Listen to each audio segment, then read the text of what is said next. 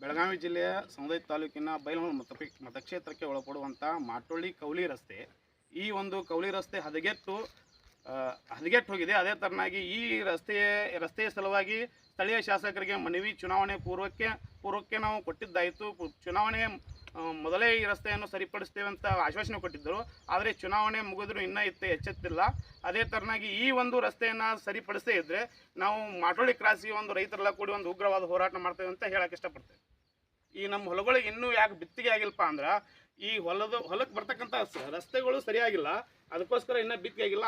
ಅದಕ್ಕೋಸ್ಕರ ಈ ಭಾಗದ ಸ್ಥಳೀಯ ಅಧಿಕಾರಿಗಳು, ಈ ಭಾಗಕ್ಕೆ ಸಂಬಂಧಪಟ್ಟಂಥ ಎಲ್ಲ ಅಧಿಕಾರಿಗಳು ಇತ್ತು ಗಮನ ಹರಿಸ್ಬೇಕಂತೇಳಿ ಈ ರಸ್ತೆಯನ್ನು ದುಸ್ಥಿತಿ ಇರ್ತಕ್ಕಂಥ ರಸ್ತೆಯನ್ನು ಸರಿ ಮಾಡಿಕೊಡ್ಬೇಕಂತೇಳಿ ಎಲ್ಲ ರೈತರ ಪರವಾಗಿ ಕೇಳ್ಕೊಳ್ತಾ ಇದ್ದೇನೆ.